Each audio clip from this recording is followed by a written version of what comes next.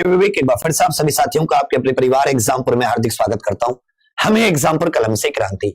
तो चलिए साथियों, आप जैसा कि जानते हैं आज आपकी 21 तारीख हो चुकी है और एक हफ्ते बाद आप सभी लोग यूपीएसआई के फॉर्म, भगवान ने चाही, माता रानी ने बिल्कुल सब कुछ ठीक रखा, तो 1 अप्रैल से आप सभी लोग फॉर्म भर रहे होंगे।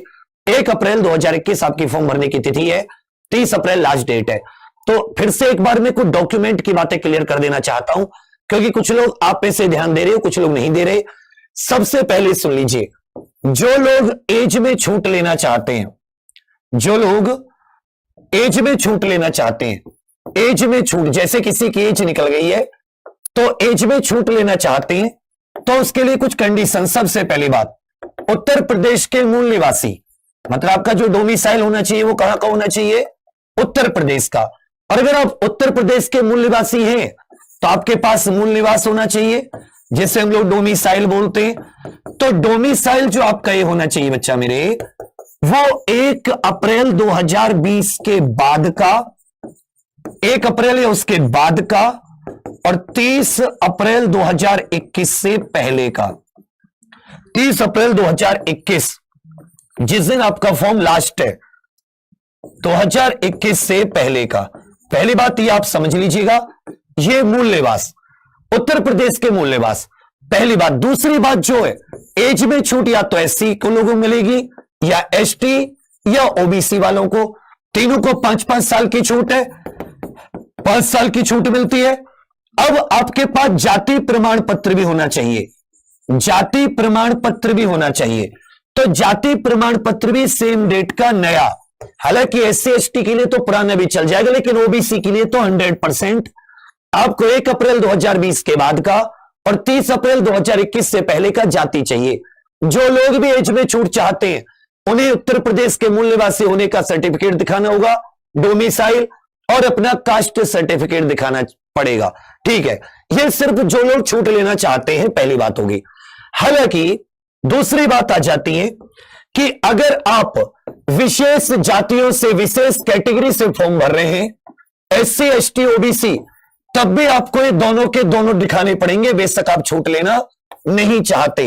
एक कास्ट और एक डोमिसाइल, ये दोनों तो आपको तब भी, जैसे मान लेता हूं कि ओबीसी है, कोई व्यक्ति उसकी 22 साल एज है, उसे एज में छूट नहीं चाहिए, तो अगर आप ओबीसी के तहत फॉर्म भरना चाहते हैं, ओबीसी के तहत जो मेरिट लगेगी उसमें अपना नाम चाहते हैं, एससी एसटी वाले अपना उसी में नाम चाहते हैं, तो आपको ये डॉक्यूमेंट दोनों चाहिए और ये इसी डेट के बीच के चाहिए। फिर से सुन लीजिए, 1 अप्रैल 2020 पिछले साल के बाद का, और इस साल जो फॉर्म की लास्ट डेट है 30 अप्रैल 2021 से पहले का। चलिए भैया, दूसरी बात आ जाती है उन लोगों के लिए जो लोग ईडब्ल्यूएस हैं, तो ईडब्ल्यूएस के बारे में भी सेम टू सेम, ईडब्ल्यूएस से एज में छूट नहीं मिलेगी, एज में छूट नहीं मिलती। फिर से सुन लीजिए, ईडब्ल्यूएस से एज में छूट नहीं मिलती, तो ईडब्ल्यूएस सर्टिफिकेट भी सेम टू सेम 1 अप्रैल 2020 के बाद का और 30 अप्रैल 2021 से पहले का। यह तो डॉक्यूमेंट है। बाकी अगर आप जनरल हैं, अगर आप सामान्य श्रेणी से फॉर्म भरना चाहते हैं, उसे अनरिजर्व कैटेगरी कहते हैं, या आप अन्य राज्य के हैं, मान लेता हूं उत्तर प्रदेश के आप जनरल कैटेगरी से फॉर्म भरना चाहते हैं, या आप अन्य राज्य के हैं तो भी जनरल से भरेंगे। आपके लिए तो आपके ग्रेजुएशन 10वीं, इससे आपकी डेट ऑफ बर्थ पता चलती है, 12वीं की मार्कशीट सर्टिफिकेट सनद जिसे बोलते हैं। जिन लोगों ने हाल ही में 2010 के बाद में 10वीं की है, लोगों के पास तो सनद और मार्कशीट एक में ही होती है, बाकी पुराने पास वालों के लिए अलग अलग होते हैं। और अपना स्नातक के फाइनल के सारे, ग्रेजुएशन के सारे डॉक्यूमेंट ये आपके पास पूरे होने चाहिए। नाम में कोई दिक्कत ना हो, ना तो नाम में कोई इश्यू होना चाहिए, इश्यू नहीं होना चाहिए। फिर से समझ लीजिए, नाम 10वीं के अनुसार वही, 12वीं में वही, ग्रेजुएशन में वही, पापा का नाम वही, मम्मी का नाम। अगर कहीं पर कुछ गड़बड़ हो गई है तो आप लोग ठीक करा लीजिए, वरना आप मेहनत करोगे और आपको डॉक्यूमेंटेशन में निकाल दिया जाएगा। अगर आपकी मार्कशीट आदि में कोई दिक्कत है, आप ठीक करा लीजिए। इसमें कोई परसेंटेज नहीं मांगी जाती, आप सिर्फ पास होने चाहिए।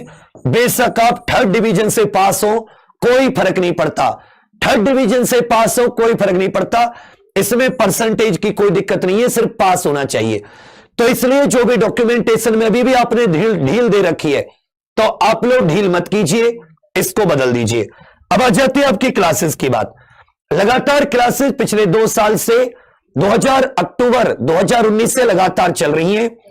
कुछ लोग इस तरह के कैंपेन चला रहे हैं सिलेबस को लेकर ऐप पर, एक बार अपने आप, मैं जिंदगी भर तुम्हारी गुलामी करूंगा तुम्हारे घर में, एक बार आप ऐप पर जाइए, पुराने कोर्स में, परिवर्तन में, निश्चय में, किसी में भी कोई कानून उठा के देखिए, दुनिया में जितने भी कोर्स यूपीएसआई के हैं उनसे एक बार मिलाइए।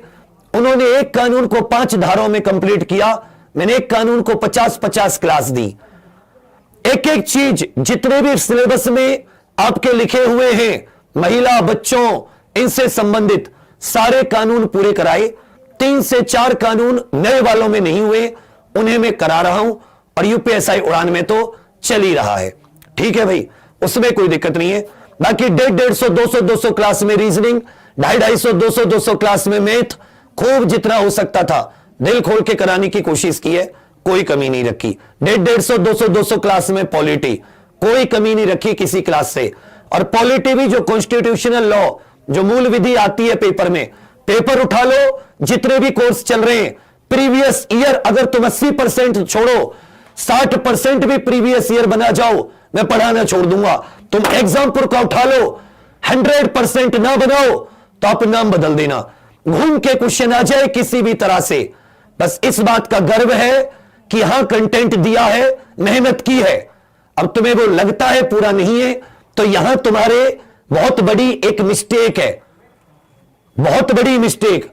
अगर कंपेयर करते तो तुम्हें पता चल जाता कि हां, जितने एक सिर्फ आईपीसी में क्लास हुई है, उतनी तो किसी के पूरी मूल विधि में क्लास है। चलिए, पर कोई बात नहीं, वी आर बैड, हम बुरे ही सही। पर चलिए